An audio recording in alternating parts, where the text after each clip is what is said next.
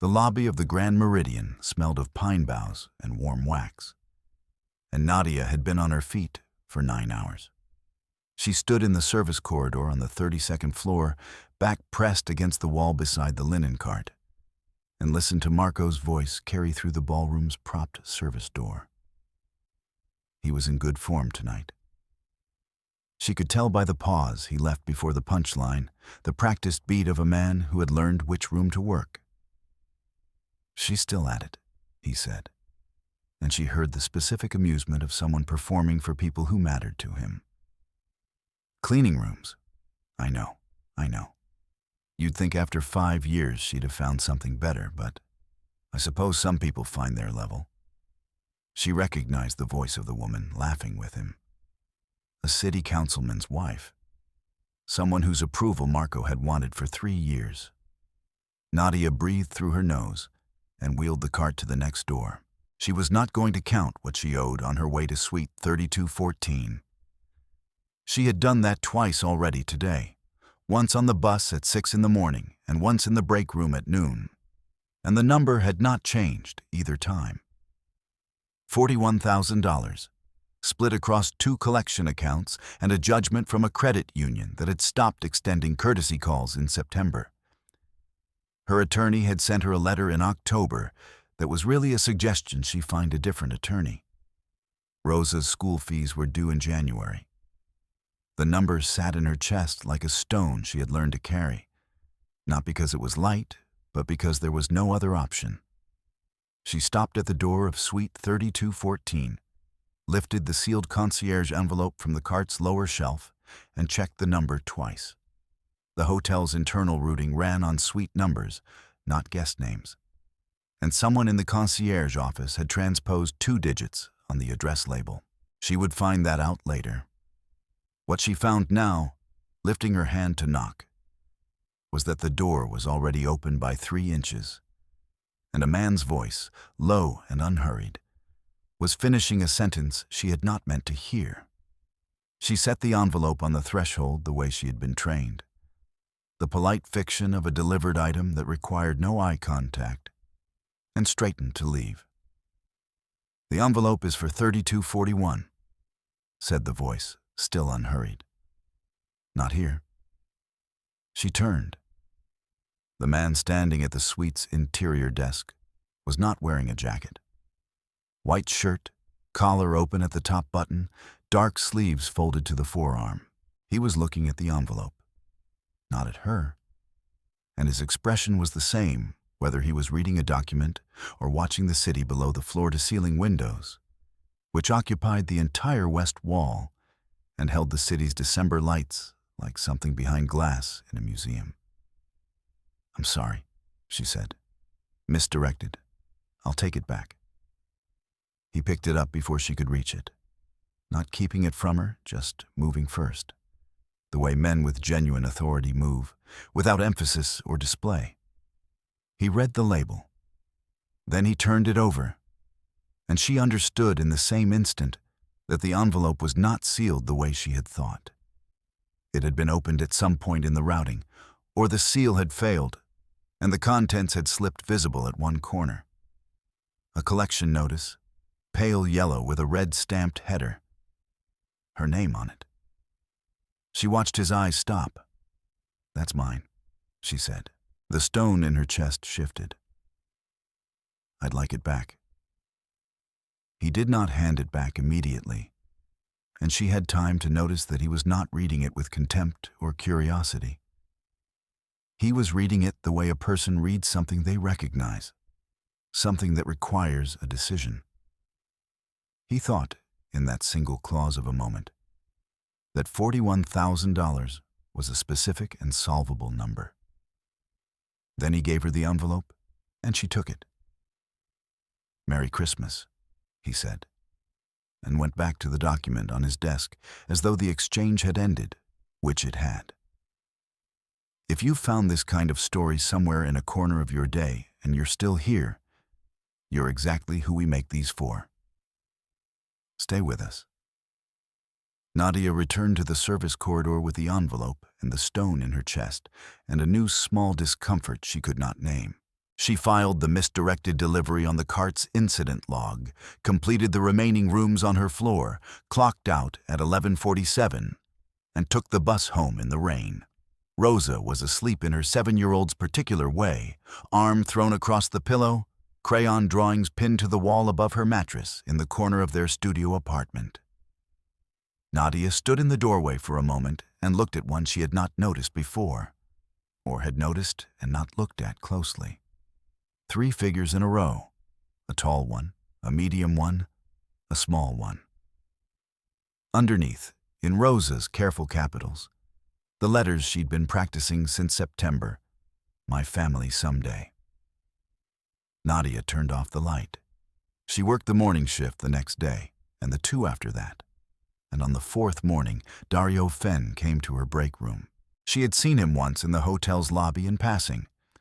The kind of man who dressed as though being unremarkable was a deliberate skill. Gray suit, quiet shoes, a phone he did not look at because he did not need to. He knocked on the break room's open door, which nobody who had business in this corridor ever did, and waited for her to look up from her coffee. "Miss Reyes," he said, "5 minutes, if you have them." She did not have them, but she did not say that. She set down the coffee. "What is this about?" He sat across from her and placed a folded card on the table. No letterhead. A phone number she did not recognize, and a handwritten note in careful block letters. "Any arrangement regarding the outstanding accounts can be discussed." His name was not on the card. "Who are you?" she asked. "I work for the person whose suite you visited 4 nights ago." He was watching her without watching her, the way people trained in certain kinds of attention observe a room. "He wanted you to have the number. The accounts aren't his business." "No," Dario agreed. He seemed to find that reasonable. "But you should know they're no longer active. The collection agency sold both to a third-party buyer 10 days ago. The judgment's been satisfied through a separate arrangement. That information should arrive by mail in a few days." "But I thought you'd rather know now." Nadia looked at the card.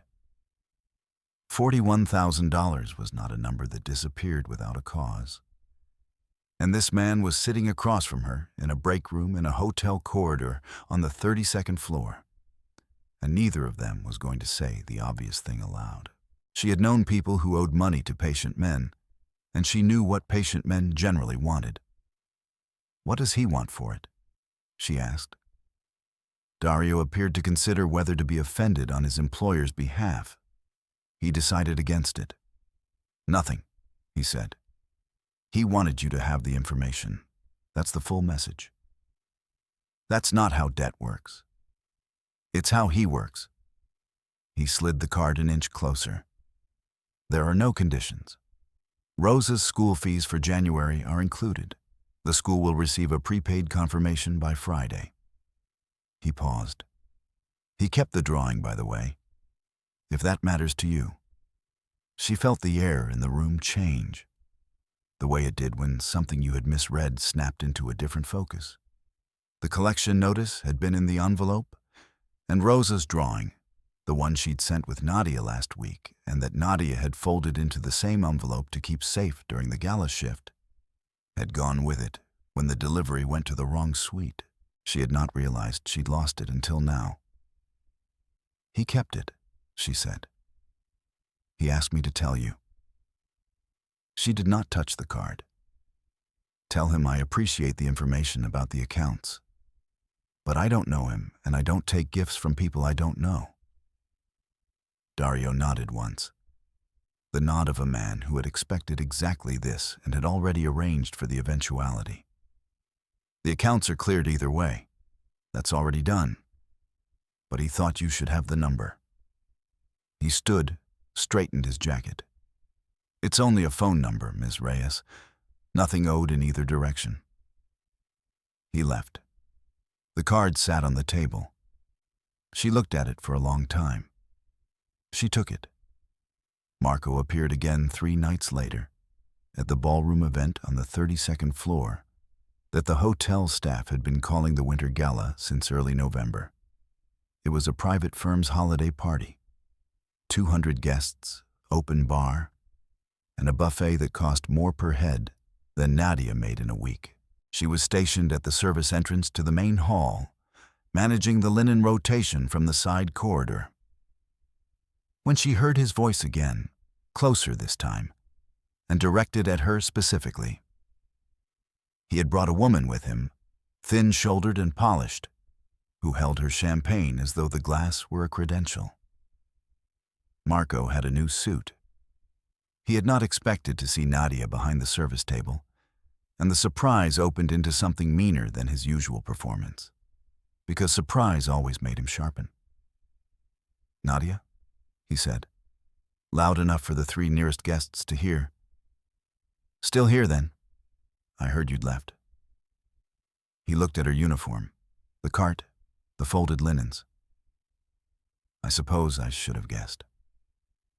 She looked at him. She kept her hand still on the cart's edge. "I also heard," he continued, tilting toward the woman beside him as though offering her something entertaining, "that you've been carrying around some kind of financial situation. 40,000, someone said. A little more? It's a hard number to hide in a place like this. Everyone talks." "Marco," she said, and her voice was level. "I'm working. I can see that." He smiled at his companion. "She used to tell me she had plans. She was always making plans." He gestured at the cart with the champagne glass, an easy half-arc. "I suppose some plans are more achievable than others." The woman laughed, politely, the way guests laugh at a host's joke when they are not sure they've understood it. Nadia felt the back of her throat tighten and did not let it reach her face. This was the geometry of it. He needed an audience for this, and she was not going to give him a reaction that made her part of his performance. She straightened her back and reached for the next stack of linens. She did not hear the room go quiet at first. She heard it a moment later, the way sound reshapes itself when something at the edge of the room changes in weight. She looked up. Patrick Nakamura was standing 5 feet from Marco, and nothing about his posture communicated what he was going to do next, which was the thing that made every person within 15 feet stop talking. He was in a charcoal suit now, jacket on, and he was not looking at Marco. He was looking at the middle distance slightly past Marco's shoulder in the way of a man who has already finished the calculation and is only waiting for the other person to understand that the conversation is over. He said something to Marco that Nadia could not hear from where she stood. It was short, and it was said at a register that made Marco lean slightly forward to catch it. And when Marco straightened again, his face had changed. The champagne glass had stopped moving. The woman beside him was looking elsewhere with the practiced attention of someone who understood she should not be part of what was happening. A man in a dark jacket that matched Dario's appeared from the side of the room and touched Marco's elbow, not roughly, and walked him toward the hallway with the patient courtesy of someone escorting a guest who had misunderstood his own invitation. Patrick turned. His eyes found Nadia the way a compass finds direction, without ceremony, and he held the look for a moment, checking that she was all right, before he moved toward the other end of the room and the conversation he had left. She stood at the service cart with her heart sitting in a different position in her chest than it had occupied an hour ago. She used the card 2 days later, not to thank him, or not only to thank him. She texted the number at 7 in the morning, standing in the kitchen of the studio while Rosa was still asleep, because the school had called the evening before to confirm that, yes, the January fees had been received in full, and the surprise of hearing that had dissolved the argument she'd been building against it. She wrote, "I want to understand what you expect from this," and sent it before she could reconsider the phrasing. The answer came in 4 minutes. Nothing you haven't already offered. I kept the drawing because I wanted to. She read that sentence twice and then put the phone face down on the counter and stood there looking at the window. She called him that afternoon. Over the next week, she met him 3 times in his suite, always at a legitimate crossing, always when she had a reason to be on that floor. The first time she brought the misdirected envelope back. Finally, the collection notice inside it. He accepted it, and she sat in one of the chairs by the window, and they talked for 40 minutes about things that were neither the debt nor the drawing. But that felt like a conversation happening in a different register underneath the surface one. She noticed the way he listened, with the whole of his attention, the way people who do not often have to perform interest do not perform it. The second time, he had coffee waiting. Not the hotel's service, something brought in. 2 cups from a place nearby. And he'd remembered how she took hers, which she hadn't told him, which meant Dario. And she said so, and he said Dario was thorough. And she said she had noticed that. And neither of them mentioned what Dario's thoroughness implied about the rest of the household's operations.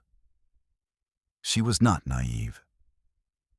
She had grown up near the kind of men who kept seconding commands like Dario. She was simply choosing, with her eyes open, what part of the story she was standing in. The third meeting was the one that shifted things. He had left the drawing on the desk, not as a presentation, not placed for her to find. Just there in the ordinary archaeology of his workspace, set to the left of a closed folder. And when she saw it, she stopped moving. Rosa had drawn it on light blue construction paper, in crayon, and the figures were the rough shapes children make when they mean something precisely, and the hand does not yet have the vocabulary to match the intention. The man was tall with dark lines for a jacket. The woman had a ponytail that Nadia recognized as her own. Between them, the child, with a crown of jagged hair Rosa always gave herself in drawings. Below the figures, in the careful block letters, "My family someday." She stood there reading her daughter's handwriting and felt the stone in her chest dissolve into something different, something without edges, that she recognized as the specific vulnerability of being seen accurately by someone you had not invited in. He had not made her look at it. He had simply left it there. She sat down without being asked. He sat across from her and they were quiet for a moment. And in that moment, the distinction between what she owed him and what she wanted collapsed into the same thing. "She's 7, Nadia said. "She made that in October. She doesn't know I had it with me that night." "What did she tell you it was?" "She didn't. She pinned it up and I found it there after school pickup." She looked at the drawing. "She's been asking about her father. I don't have answers that satisfy her because I don't have satisfying answers." He said nothing immediately, which was the answer she had needed. Not comfort, not a solution, just the acknowledgement that some things were the exact shape they were. When he reached across the desk and touched the back of her hand, it was not sudden or dramatic. It was the extension of a conversation that had been happening underneath every other one since the corridor on the 32nd floor. She did not pull away. What followed across those 3 scenes was private in the way things are private when they are real.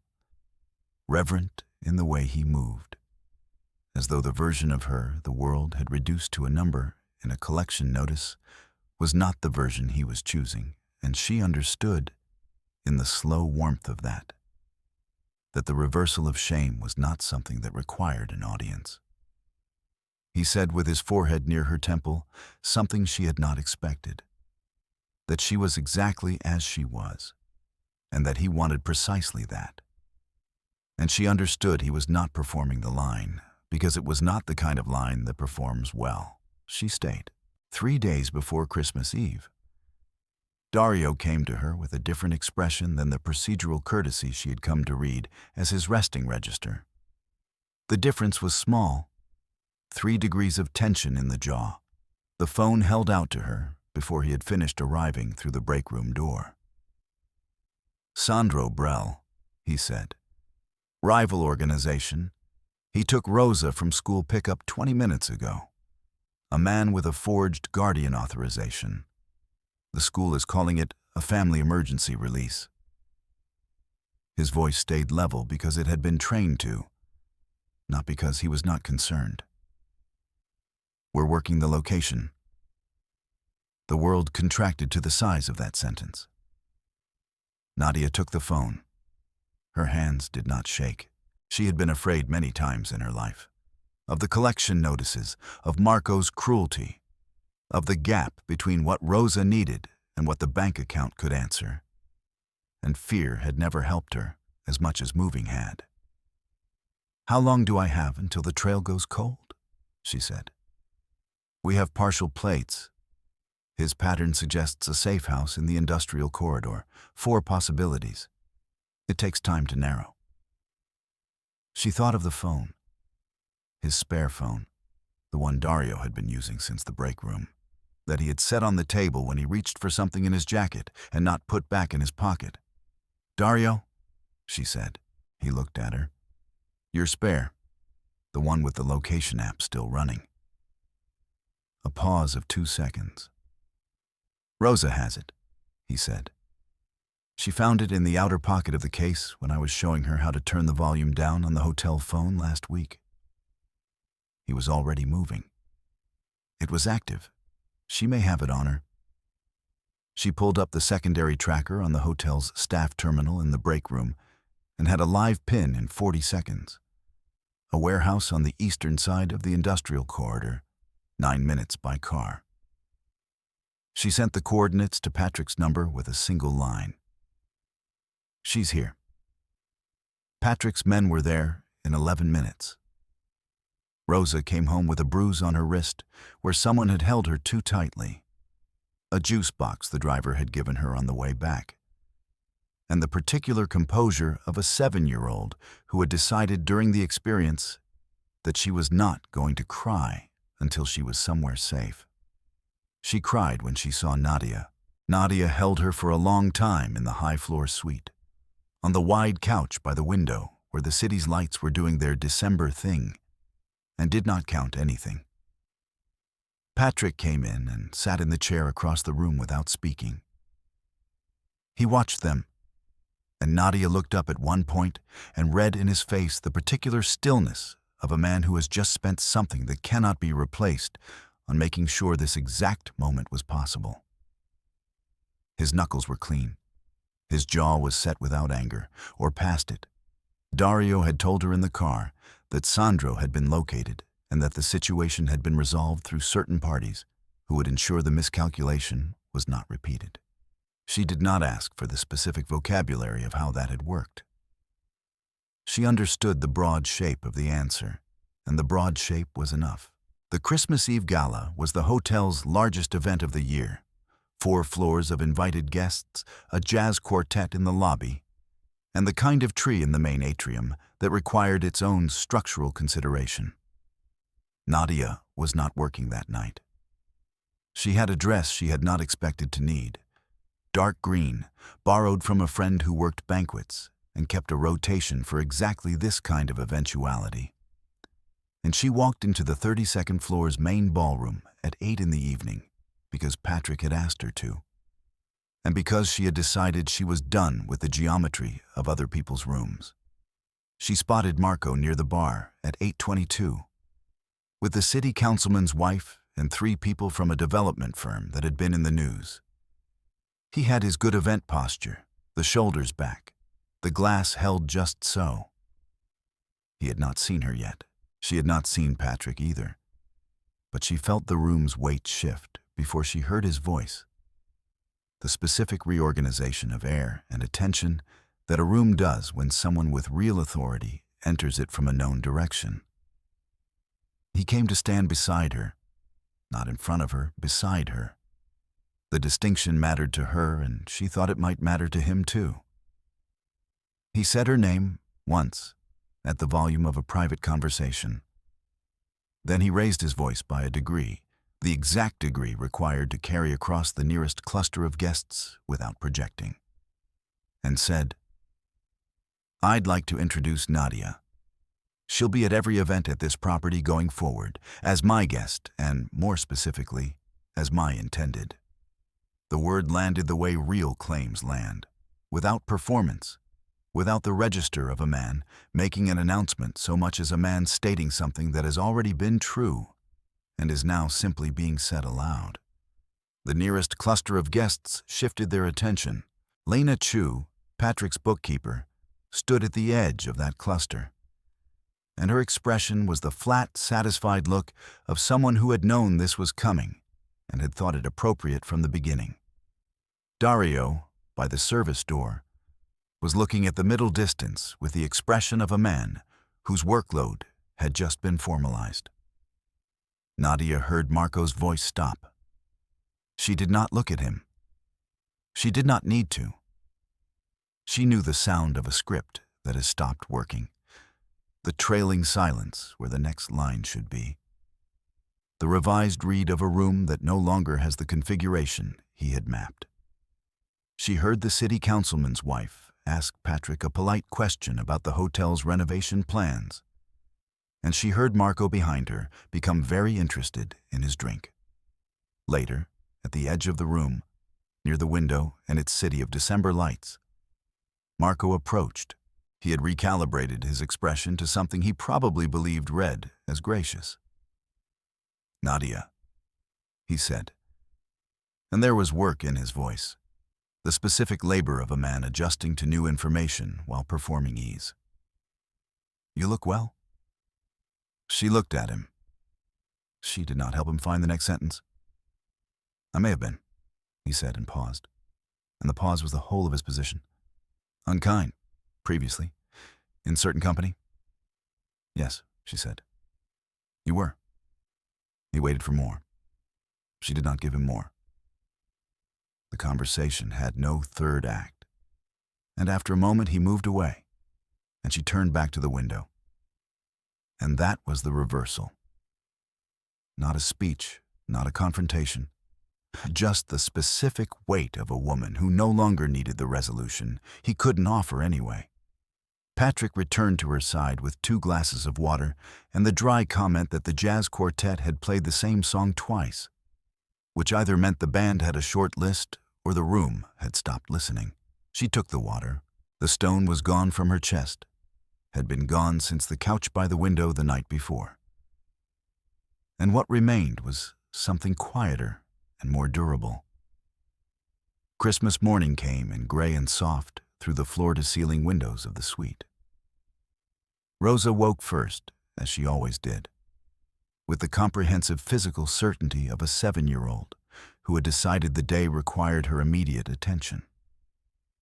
She came to the couch where Nadia had been half awake since 6, climbed over her, looked at the window, and said that the city looked different in the snow, which was not quite true, but was exactly the kind of observation Rosa made when she was working something out. There were small gifts on the table near the tree, nothing overwhelming. Patrick had asked Nadia what Rosa liked and had listened carefully to the answer, and the gifts were specific in the way gifts are when someone has actually listened.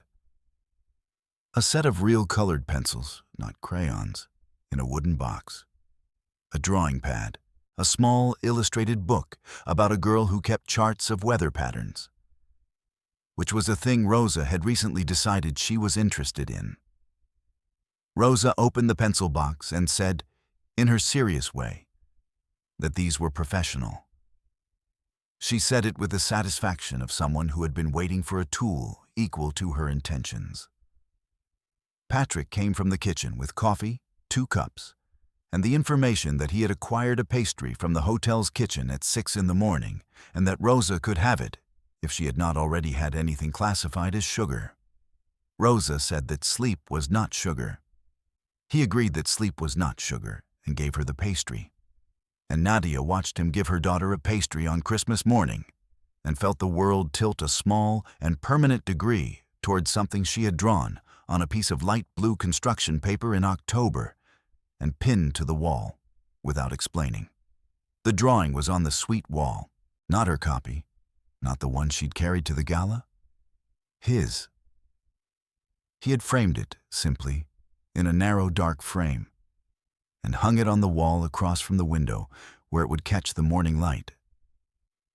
And she had noticed it when she came in the night before, and had not said anything about it because some things don't need to be said in order to be understood. Rosa looked up from the pastry in the pencil box and noticed the drawing on the wall. She studied it for a moment with the forensic attention she brought to things she found interesting. "That's mine," she said. "Yes," Patrick said. "You kept it." "I did." She appeared to find this reasonable, in the way children find reasonable the things that match what they already knew to be true. She picked up the new colored pencils, chose a color, the dark blue, and opened the drawing pad to the first page. Patrick sat down in the chair across from the couch and looked at Nadia over the rim of the coffee cup. The city was doing its winter thing below the window, gray sky and lit streets, and the particular quiet of a morning that has not yet decided what it is going to be. "Mia," he said quietly. The Italian worn soft with use. The word he had used first in the suite 4 nights ago when her guard had finally cost more than it was worth. It meant mine, or it meant my one, depending on which part of a sentence you were standing in. She had not asked him to explain it, because some words work better before the explanation. Rosa drew without looking up. The pencil moved across the paper in the careful way she moved when she was making something she intended to keep. Nadia leaned back against the couch cushion and held her coffee with both hands and looked at the drawing on the wall. Her daughter's figures in their row. The crayon family she had made in October from a hope she hadn't told anyone about. The city went on below them, indifferent and lit. And the suite held them inside it, like a room that had finally been told what it was for.